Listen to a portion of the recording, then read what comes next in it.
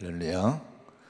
우리 2주 동안 우리 특별 새벽 기도회를 진행해 왔습니다. 유치부는 3월달 내내 기도 챌린지를 하면서 아이들에게 기도 가르치고 부모님들과 함께 기도하는 이 믿음을 키워왔는데요. 그 영상을 준비를 한 겁니다. 우리 14일 동안 우리 함께 기도회 행진에 함께 하신 우리 분들 감사드립니다. 특송으로 또 많이 섬겨주신 분들 감사드리고, 우리 유치부, 교회학교, 또 학생의 청년들 많이 시간 동참을 했는데, 다음 세대의 믿음을 위해서도 여러분 기도 많이 해주시기 바랍니다. 자, 오늘은 부활절입니다. 왜 우리 성도들과 교회는 해마다 부활절을 기념하고 지킵니까? 부활절은 우리의 믿음을 확인하고 고백하는 절기입니다. 로마서 1장 2절로 3절에 보면은 그의 아들에 관하여 말하면 육신으로는 다윗의 혈통에서 나셨고 성결의 영으로는 죽은 자들 가운데서 부활하사 능력으로 하나님의 아들로 선포되셨으니 곧 우리 주 예수 그리스도시니라, 이렇게 말씀을 합니다. 부활은 예수님이 부활을 통해서 하나님의 아들로 이제 선포가 되신 거예요. 온 인류의 역사 가운데 유일한 한 분입니다. 한 분 예수님이 부활하심으로 이분이 하나님의 아들로 이 땅에 오신 구원자시다. 이걸 이제 우리에게 보여주시고 증거한, 입증한 그런 사건이 부활의 사건입니다. 그래서 우리가 이 부활절에는 예수님을 우리가 이 믿음으로 고백을 해야 됩니다. 예수님은 하나님의 아들로 이제 입증되신 분이고 유일하신 우리의 그리스도이시다. 이 믿음을 다시 우리가 고백하는 절기, 이것이 부활절임을 잊지 마시기 바랍니다. 그러면서 부활은 또 한 가지 우리 인간에게, 성도에게 있어서 귀한 믿음을 확증해 줍니다. 고린도전서 15장 17절에 보면은 그리스도께서 다시 살아나신 일이 없으면 너희의 믿음도 헛되고 너희가 여전히 죄 가운데 있을 것이요, 이 말씀을 합니다. 정말 생각해 보시기 바랍니다. 예수님의 부활이 없다면 우리가 2000년 동안 이어온 이 믿음이 무슨 의미가 있을까? 세계 각곳에 세워진 교회 십자가가 무슨 의미가 있을까? 개인적으로 내가 믿는 의미가 무슨 의미가 있을까? 아무 의미도 없어요. 헛된 겁니다. 부활이 없다면 우리는 교회를 떠나야 됩니다. 이 신앙 버려야 됩니다. 근데 이 부활절, 부활이 있기에 우리 믿음이 헛된 것이 아니고 우리의 신앙이 잘못된 것이 아님을 우리가 분명하게 구원받았고 죄 사함받고 하나님의 자녀가 됐고 영생 얻고 천국을 소망하는 이 믿음, 소망을 우리가 굳건히 잡을 수 있음을 확신할 수 있는 것이 부활절인 거예요.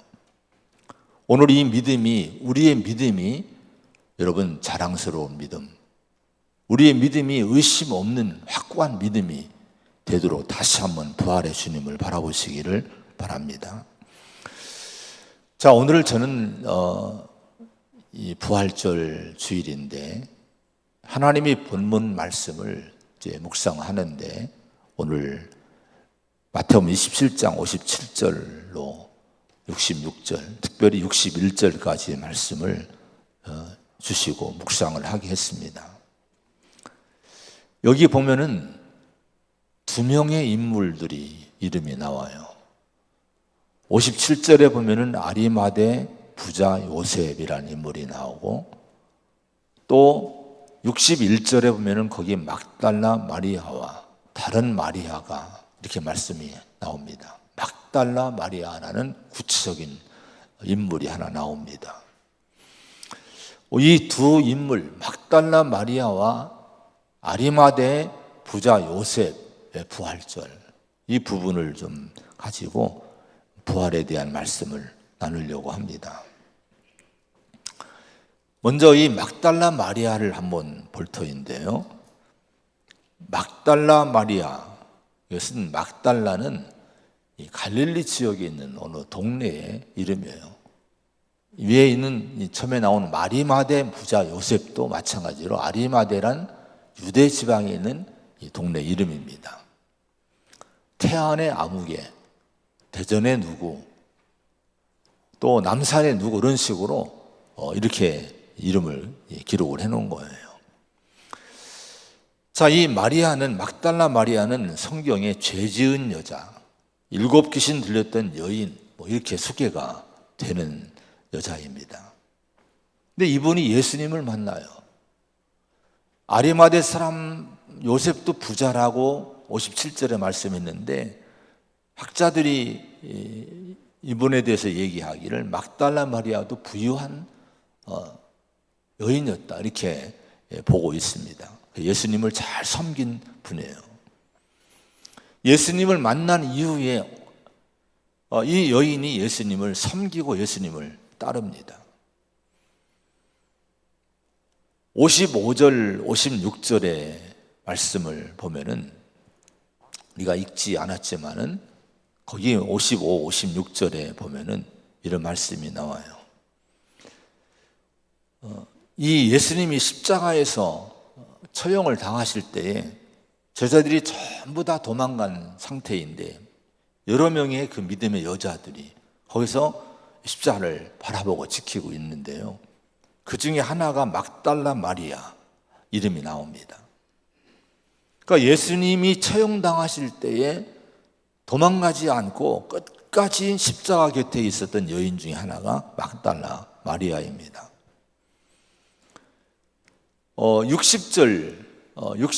특별히 60절, 61절의 말씀, 오늘 본문의 말씀이죠. 한번 같이 읽어볼까요? 거기 시작. 바위 속에 판 자기 새 무덤에 넣어두고 큰 돌을 굴려 무덤 문에 놓고 하니 거기 막달라 마리아와 다른 마리아가 무덤을 향하여 앉았더라. 어떤 상황입니까? 이제 아리마대 요셉이 예수님을 무덤에 장사 지내놓고 무덤 문을 돌로 막아놓고 갑니다. 근데 다 장례가 끝나고 무덤을 다 사람들이 떠났는데 61절에 보면은 끝까지 남아있던, 이제 예수님을 장사 지내고 나서 마지막까지 남아있던 사람이 막달라 마리아라고 하는 거예요. 막달라 마리아가 다 갔는데 무덤을 향해 앉아 있었다, 이렇게 말씀을 합니다. 28절의 말씀을 한번 1절의 말씀 보겠습니다. 28장 1절의 말씀입니다.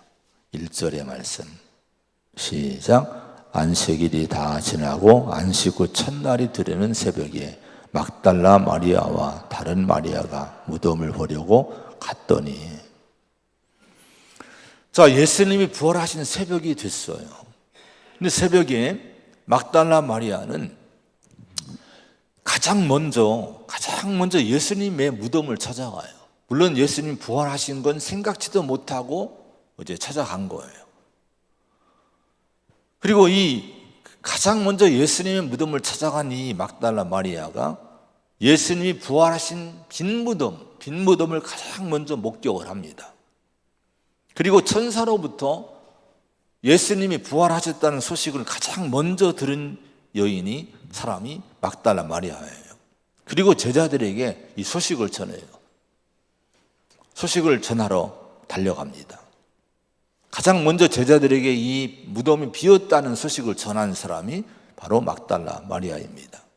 근데 여기까지는 다른 복음서들이 동일, 마태, 마가, 누가 동일한 기록을 해놓고 있는데 요한복음에만은 다른 복음서와는 다른 내용들이 첨가되어 있어요. 더 자세하게 세밀하게 이 부활의 사건을 기록해 놨습니다. 그 내용을 이제 요한복음에 있는 내용을 가지고 좀 말씀을 나눠보면요, 이 막달라 마리아가 제자들에게 예수님 무덤이 비었다고 달려가서 얘기를 하니까 베드로와 요한이 이제 놀래서 무덤으로 달려가는 거예요. 무덤을 달려가는데 보니까 정말 무덤이 빈 거예요. 그런 다음에 이제 이들이 또 두 제자가 다시 그냥 집으로 돌아갔다는, 요한복음 20장 10절에 보면은 무덤을 확인하고 자기들이 집으로 돌아가니라, 이런 말씀이 나와요. 그런데 요한복음 20장 11절에 보면요, 또 이 마리아가 갔다가 다시 이 베드로 요한을 따라 다시 무덤으로 옵니다. 그리고 제자들이 돌아간 베드로도 돌아갔는데 또 거기 보면 마리아는 무덤 밖에 서서 울고 있더니 그런 말씀이 나와요. 돌아가지 않고 끝까지 또 남아서 무덤 밖에 서서 무덤을 바라보고 울고 있었다는 거예요. 자, 여러분, 그런 가운데 이 요한복음 20장에 계속해서 보면요, 울고 있던 마리아가 이제 몸을 구부려서 무덤 안을 보는 거예요. 무덤 문이 열려 있으니까, 비었으니까 어떻게 됐나 보고 있는 거예요. 근데 그때 천사가 나타나서 얘기를 합니다. 여자여, 어찌하여 우느냐. 어찌하여 우느냐라는 이 천사의 이 말은 위로의 말씀도 되고, 또 이제는 울지 않아도 돼, 격려의 말씀도 되고, 믿음의 말씀도 되면서 한편으로는 책망도 됩니다. 부활을 아직도 모르는, 믿지 못하는 이 막달라 마리아에 대한 책망도 은연중에 들어가 있어요. 왜냐하면 거기 무덤 그 밖에는 주님이 서 계셨거든요. 자, 천사의 말을 듣고 뒤를 돌이켜서 보니까 예수님이 거기 서 계신 거예요. 근데 예수님이 서 계신데도 불구하고 요한복음 20장에 쭉 계속 보면은 예수이신 줄을 몰라보는 거예요. 동산지기인 줄 알고, 동산을 지키는 어떤 사람이겠구나 생각을 하고 전혀 예수님인 걸 생각을 못한 거예요. 왜냐하면 이 부활이라는 사실을 누구도 상상할 수 없는 일이기 때문에 생각지도 못한 거죠. 근데 부활하신 예수님이 여전히 울고 있는 마리아를 향해 말을 걸으십니다. 예수님께서 이르시되 여자여, 어찌하여 울며 누구를 찾느냐. 누구를 찾느냐. 어찌 울고 있느냐. 이렇게 예수님이 말을 걸어오셔요. 그러니까 이 마리아가 그 예수님한테도 동산지기인 줄 알고, 주여 당신이 옮겼거든 어디 두었는지 내게 좀 일러달라, 내가 가져가겠다, 모셔가겠다고 얘기를 하는 거예요. 그 자기를 몰라보는 이 마리아를 향해서 예수님이 안타까우신지 그 성경 그대로 하면 마리아야, 마리아 이렇게 불러주는 거예요. 그때 이 막달라 마리아가 돌이켜서 예수님을 자세히 봅니다. 근데 예수님이 서 계신 거예요. 그때 마리아가 입에서 저절로 나오는 것이 라보니, 스승님, 선생님, 이렇게 대답을 합니다.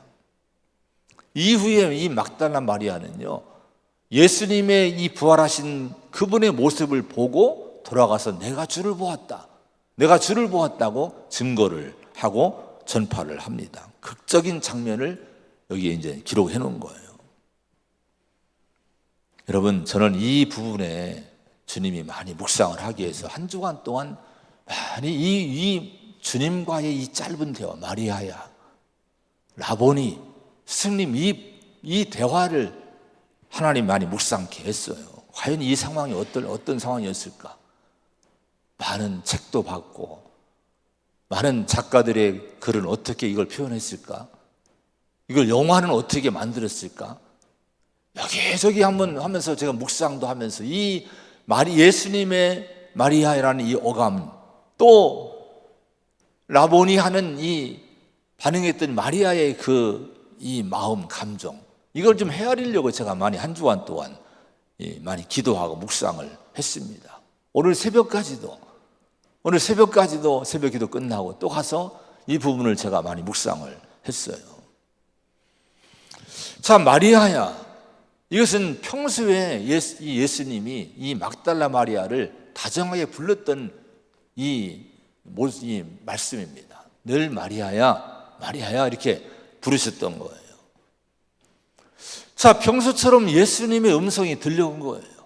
영화를 보니까 이걸 쓰고 계시다가 거두시면서 자기를 공개하시면서 마리아야 이렇게 불러주시는 걸로 나오더라고요. 그랬더니 이 마리아가 표정을 보니까요, 수심에 있던 표정이 여러분 환해집니다. 그리고 라보니, 선생님 이렇게 예수님을 부르는 거예요.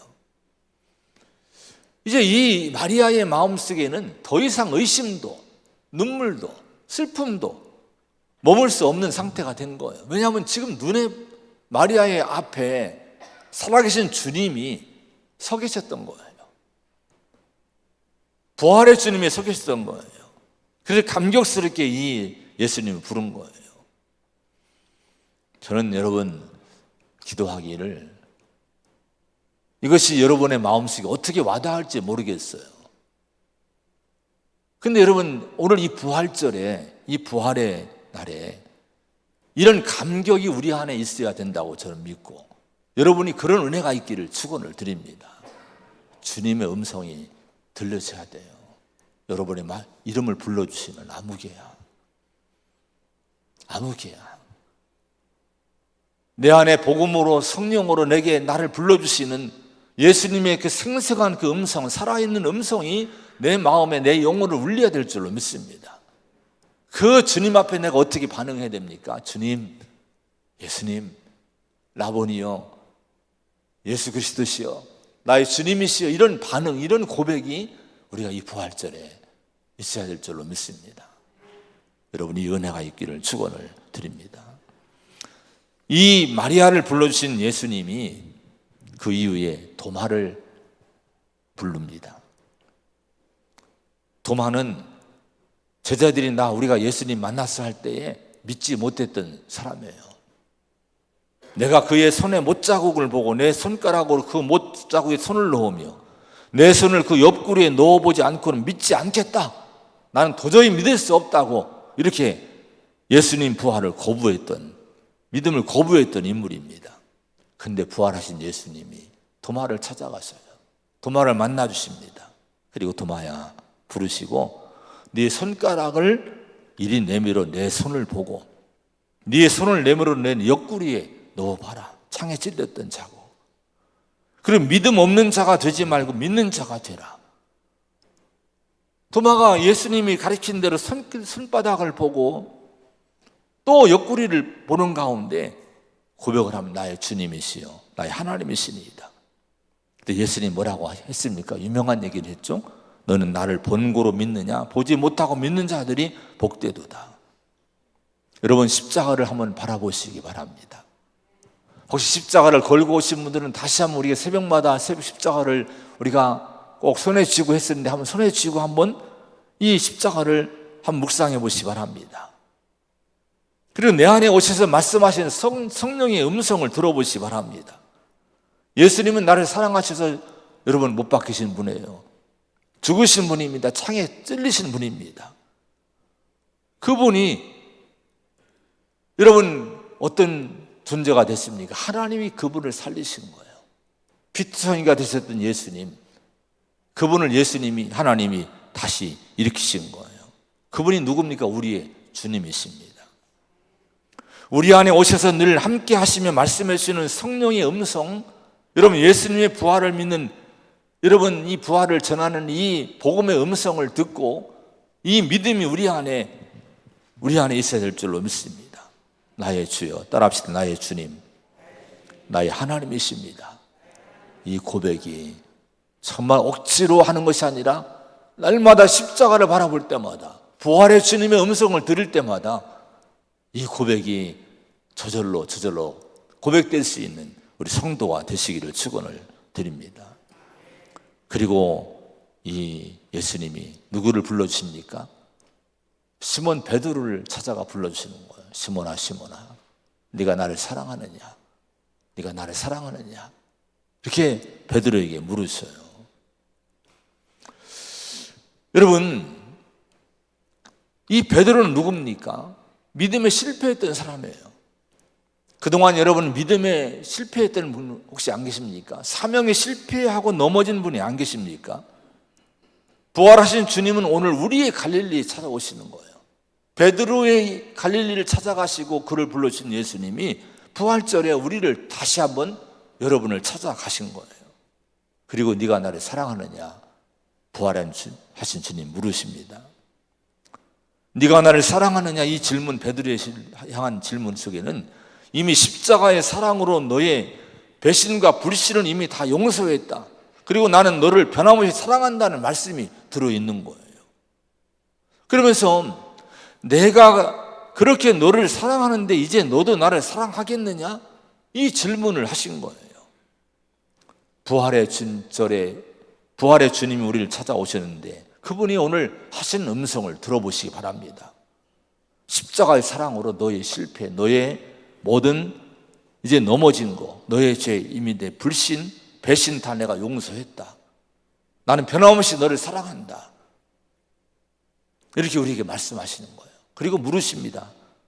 너는 나를 사랑할 수 있겠니? 오늘 이 질문 앞에 우리도 기쁨으로 부활의 주님을 바라보면서, 십자가의 주님을 바라보면서 대답해 드릴 수 있기를 바랍니다. 따라합시다. 주님, 저도 주님 사랑합니다. 할렐루야. 주님이 그러면 내 양을 먹이라, 나 위해서 마음껏 일하라, 이렇게 말씀하실 거예요. 나중에 부활의 주님, 마리아라 불러주신 주님, 이 주님, 베드로를 불러주신 주님, 도마를 불러주신 주님이 바울을 불러줘요. 사울을 불러줘요. 사울아, 나는 네가 박해하는 예수라고. 예수님이 이 자기를 그렇게 박해하는, 교회를 박해하는 사울을 찾아가시고 그를 불러주시는 거예요. 놀라운 것은요, 이 예수님의 음성을 들은 이후로 예수님을 그렇게 비방하고 박해하고 폭행하던 기독교인 예수님의 제자들을, 사람들을 죽이고 폭행하던 이 바울이 완전히 달라지는 거예요. 그의 고백을 보면은 내가 전에는 비방자요, 박해자요, 폭행자였는데 내가 긍휼을 입었다. 빌립보서에 보면 살든 죽든지 내 몸에서 그리스도가 존귀하게 되려 한다. 내게 사는 것은 그리스도다. 이런 놀라운 고백들을 성경이 너무 많이 합니다. 예수님 위해서 나는 인생을 바치고 산다는 거예요. 우리 모두가 이 부활절에 이 음성을 들을 수 있는 은혜가 있기를 축원드립니다. 할렐루야. 자, 여러분, 마지막으로 아리마대 요셉을 한번 살펴보고 말씀을 오늘 마치려고 해요. 57절의 말씀, 아리마대 요셉, 부자 요셉이라는 사람이 있으니 그도 예수의 제자라, 이런 말씀이 쭉 나옵니다. 자, 이 사람이 아리마대 사람이었고 부자였는데 이분은 누구였는가 하니 공의회 회원이었어요. 사내들인의 70명으로 이루어진 유대 최고의 의결기관, 이 사내들인 공의회였는데 이 유대의 최고의 정치인들, 또 행정가들, 최상층의 지도자들이었어요. 그 중에 한 명으로 들어간 사람이 이 아리마대 요셉입니다. 근데 놀라운 것은 뭐라고 기록을 합니까? 예수의 제자다, 이렇게 기록을 한 거예요. 다른 복음서에도 보면요, 다 이렇게 기록해 놨습니다.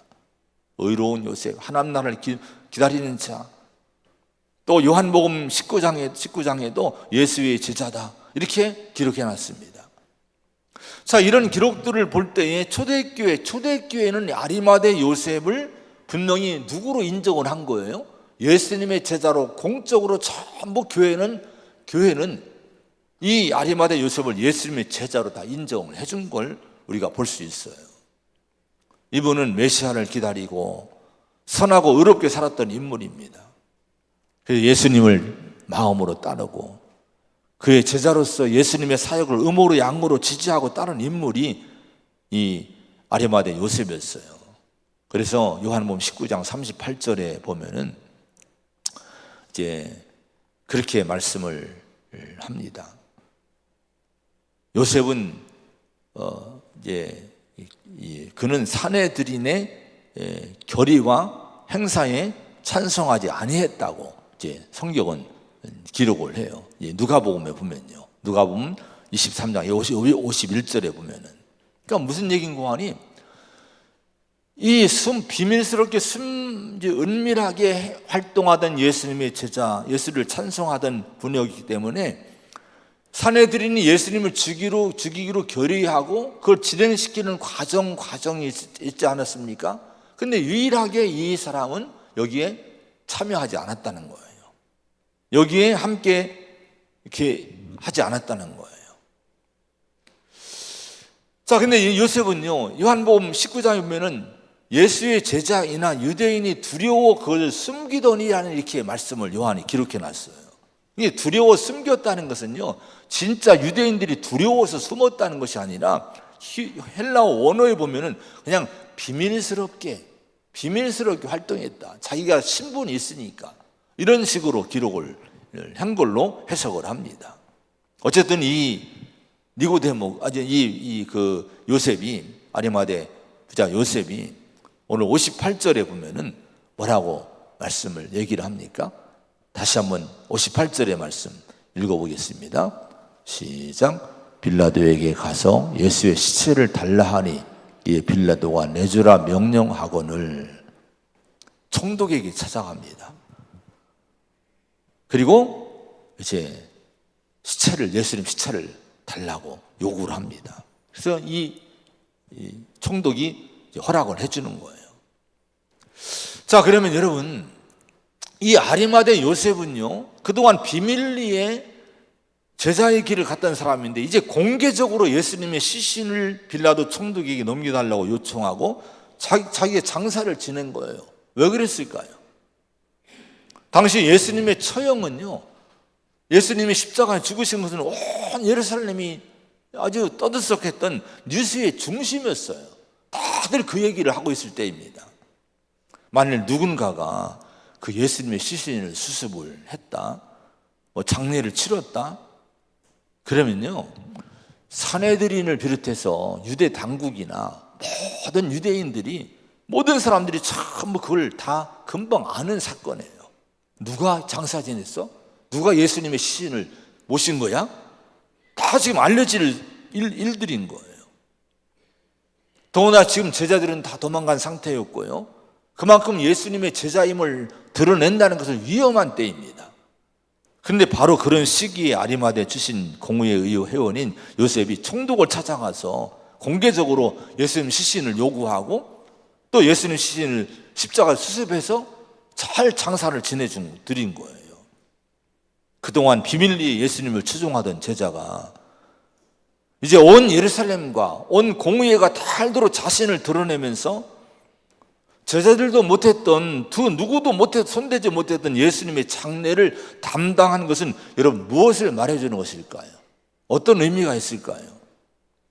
이것은요, 이제 아리마대 요셉은 내가 예수님의 제자로 공개적으로 보란듯이 예수님의 제자로 살겠다는 믿음의 고백을 한 거예요. 보라, 나는 예수님의 제자야. 온 세상 사람들, 공의회 의원들, 정치인들, 행정가들 다 봐, 난 예수님의 제자야. 자기가 자신을 드러낸 거예요. 아마 사내들인 사람들이 전부 깜짝 놀랐을 거예요. 아니, 저 사람이 예수님 제자였어? 예루살렘 사람들 깜짝 놀랐을 거예요. 저 사람이 예수님의 제자였어? 여러분, 그러면 왜 그동안 비밀스럽게 숨겨오던 자신의 신앙을 예수님이 십자가에 처형을 받으시고 죽으신 후에 자신의 신분을 공개했을까요? 요한복음 19장 38절에 보면요, 그런 말씀이 나와요. 요셉은 예수의 제자이나 유대인이 두려워 그것을 숨기더니 2일 후에 빌라도에게 예수의 시체를 가져가기를 구하매. 이렇게 이 문장을 기록을 해놨어요. 2일 후에. 요한은 그렇게 강조를 해놨습니다. 십자가에서 죽으신 이후에, 고난당하신 이후에 빌라도가 자기를 공개했다는 거예요. 여러분, 빌라도 이 아리마대 요셉이 공개를 한 거예요. 그럼 여러분, 이 아리마대 요셉은요, 그동안 빌라도 총독으로부터 사형 언도를 받고 로마 군병들에 의해서 십자가에 잔인하게 죽임당하신 예수님의 고난의 과정을 전부 이 요셉은 누구보다도 눈여겨봤을 거예요. 예수님의 제자이니까. 자, 초대교회와 사도들이 아리마대 요셉을 제자라고 인정했지 않았습니까? 그걸 인정한 걸 보면 이 아리마대 요셉이요, 이미 어떤 믿음을 가졌을까요? 예수님의 죽으시는 그 과정을 보면서 하나님의 어린 양 되심을 믿었고 속죄제물로 오셨던 사실을 그 과정 속에서 확신한 걸로 우리 볼 수 있는 거예요. 이제 저 예수님이 그냥 군중들을 뭐 이렇게 선동하는 혁명가가 아니라 바로 속죄제물로 어린 양으로 오신 구약에서 예언하신 그 메시아이심을 이제 확인하고 확신한 이 아리마대 요셉은요, 더 이상 자신을 숨길 수가 없었던 거예요. 자신을 공개하고 예수님을 향한 믿음을 공개한 거예요. 로마서 10장 9절에 보면은 네가 만일 내 입으로 예수를 주로 시인하며 또 하나님께서 그를 죽은 자 가운데서 살리신 것을 내 마음에 믿으면 구원을 받으리라. 사람이 마음으로 믿어 의에 이르고 입으로 시인하여 구원에 이르느니라. 성경에 이르되 누구든지 그를 믿는 자는 부끄럼 당하지 아니하리라, 이런 말씀을 했습니다. 여러분, 우리 믿음이 어떤 믿음이 해야 됩니까? 입으로 우리가 시인해야 됩니다. 마음으로 믿고 입으로 시인하는 성도가 되어야 될 줄로 믿습니다. 여러분, 여러분의 신앙을 공개합니까? 내가 예수님의 제자이고 예수의 사람임을 여러분 공개합니까? 가정에서, 직장에서, 여러분의 삶의 현장에서 내가 예수님의 제자요, 이렇게 여러분 정말 예수님이 나의 구주임을 확신한다면 이런 공개하는, 나를 자신을 드러내는 믿음이 있어야 될 줄로 믿습니다. 주님이 이걸 기뻐하시는 거예요. 이런 제자가 나오기를 원하시는 거예요. 아리마대 요셉은 그런 믿음의 사람으로 새롭게 서게 된 거예요. 59절 60절의 말씀을 한번 읽어봅니다. 59절 60절입니다. 시작. 요셉이 시체를 가져다가 깨끗한 세마포를 싸서 바위 속에 판 자기 새 무덤에 넣어두고 큰 돌을 굴려 무덤 문에 놓고 가니, 요셉이 예수님 어디에 장사 지내셨습니까? 바위 속에 판 새 무덤에다. 그러니까 아무도 장사하지 않은, 영화를 보면 돌을 판 굴이에요. 큰 굴에다가 예수님 모셔놓은 거예요. 거기는 누구도 시체를 넣어본 적이 없어요. 근데 중요한 것은 그 새 무덤이 누구의 것입니까? 누구의 것입니까? 다른 복음서는 기록 안 했는데 여기 이 마태복음은 바위 속에 판 자기 새 무덤에 넣어두고라고 이렇게 해서, 자기 새 무덤.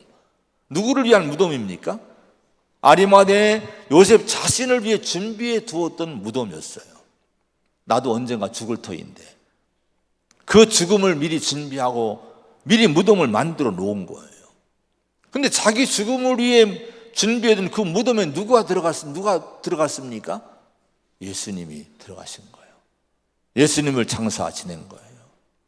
우리의 속죄제물로 오셔서 우리의 죄를 대신해서 저주와 사망을 당하신 예수님을 자기가 묻어 죽어 묻힐 자기 무덤에, 자기 죽음의 무덤에 예수님을 모시게 된 거예요. 근데 보십시오. 그 무덤에서 어떤 일이 일어났습니까? 우리가 부활절 하면 무덤의 문이 열리고 무덤에서 다시 부활하시는 이 찬양을 하는데, 그 무덤이 누구의 무덤입니까? 아리마대 요셉의 무덤이었던 거예요. 거기서 어떤 사건이 일어났습니까? 예수님이 죽음을 이기고 다시 살아나시게 된 거예요. 그 죽음의 무덤이 부활의 무덤, 생명의 무덤이 된 겁니다. 아리마대 요셉의 무덤에서 일어난 예수님의 부활 사건이 주시는 교훈이 여러분 뭘까요? 자기 죽음을 기다리면서 자기 죽음을 위해 무덤을 만들어 놓고 그 죽음을 향해 가던 아리마대 요셉에게 부활하신 주님은 놀라운 소망이 되신 거예요. 죽음이 마지막이 아니라 요셉은 그 무덤을 향해 인생을 살고 있었던 거예요. 내 마지막은 여기지. 오며 가면 난 여기지. 우리 할머님이 그랬거든요. 고향 밭에 한 모퉁이 무덤을 미리 만들어 놓으셨어요. 우리 할머님은 20대에 과부가 되셨어요. 많은 재산을 일구셨어요. 아들 하나를 잘 키우셨어요. 근데 땅이 많았으니 밭 하나에다가 무덤을 미리 만들어 놓으시고 밭을 갈 때만 이게 내 무덤이다. 어릴 때부터 그 얘기를 귀에 어제밖에도 들었어요. 우리 할머님은 그 무덤을 보고 사신 거예요. 이건 내가 묻힐 무덤이야. 요셉이 그랬던 거예요. 여러분, 그런데 죽음을 바라보고 살았던 이 요셉, 마리아 마다 요셉에게 어떤 소망을 준 거예요. 죽음이 마지막이 아니라 부활이 있구나. 우리의 영생은, 우리가 주님으로부터 받은 이 구원받고 받은 영생은 예수님의 부활로 말미암아 영원한 실제가 됨을 믿게 하신 것이 이 부활 사건임을 믿으시기 바랍니다. 요한일서 5장 11절에 또 증거는 이것이 하나님 우리에게 영생을 주신 것과 이 생명이 그의 아들 안에 있는 그것이라. 아들이 있는 자에게는 생명이 있고 하나님의 아들이 없는 자에게 생명이 없느니라. 여러분, 예수님 안에 생명이 있어요. 영생이 있습니다. 그래서 그 아들이 있는 자에게는 생명이 있다는 거예요. 로마서 8장 11절에 예수를 죽은 자 가운데 살리신 이의 영이 너희 안에 거하시면, 그래서 예수를 죽은 자 가운데서 살리신 이가 너희 안에 거하시는 그의 영으로 말미암아 너희 죽을 몸도 살리시리라. 여러분, 아리마대 요셉의 그 무덤은 마땅히 죄로 인해 죽을 수밖에 없던 요셉 자신을 의미하는 거예요. 그 무덤 안에 우리의 죄를 위해 십자가에서 속죄물 어린 양으로 희생하신 예수님을 믿음으로 모심으로 그의 죄는 다 씻은 바 된 줄로 믿습니다. 그리고 그의 예수님 부활로 말미암아 사망의 두려움이 이제는 영원한 생명의 소망과 기쁨으로 바뀐 줄로 믿습니다. 아리마대 요셉의 무덤은 우리 자신들입니다. 여러분들입니다. 로마서 5장 12절에 죄가 세상에 들어왔고 죄로 말미암아 사망이 왔고 이같이 모든 사람이 죄를 지었으므로 사망이 모든 사람에게 이르느니라. 우리 자신이 자체가 우리가 무덤인 거예요. 죄로 말미암아 우리 다 죽을 수밖에 없는 무덤인 거예요. 이게 우리의 실체, 자신의 실체입니다. 이걸 피할 길이 없는 거예요. 그런데 우리에게 하나님의 아들이 오셨어요. 생명이신 주님을 믿음으로 말미암아 우리 예수님이 우리 안에 오신 줄로 믿습니다. 우리 안에 있는 이 생명의 주님 때문에 우리는 다시 여러분 우리가 부활의 사람이 될 수 있는 거. 우리의 미래는 오늘 제목이 뭡니까? 성도의 미래가 어떤 미래라고 하는 거예요? 부활의 미래라는 거예요. 우리는 죽음을 향해 가는 존재가 아니라 부활을 믿는다면, 부활의 주님과 함께 한다면 우리의 무덤도 생명의 부활, 여러분 부활의 무덤이 되는 그날이 올 줄로 믿습니다. 그래서 우리는 하나님의 아들 예수 그리스도를 나의 구주로 영접하고 반드시 믿어야 돼요. 사도행전 16장에 빌립보 감옥에서 간수가 복음을 전하는 바울과 실라에게 선생들이 내가 어떻게 하여 구원을 받으리까 질문합니다. 한마디 해요. 주 예수를 믿으라. 그럼 너와 내 집이 구원을 받으리라. 오늘 이 말씀에 대한 여러분 확실한 이런 믿음이 있습니까? 주 예수를 믿으라. 그리하면 너와 내 집이 구원을 받으리라. 이 말씀을 이해를 하셨습니까? 오늘 이 믿음을 붙들고 주 예수를 나의 구주로 믿고 십자가의 주님, 부활의 주님을 나의 구주로 믿고 우리 주님을 모시고 사는 성도가 되시기를 축원드립니다. 그럼 우리의 마지막은 무덤이 아니라 영생이고 부활인 줄로 믿습니다.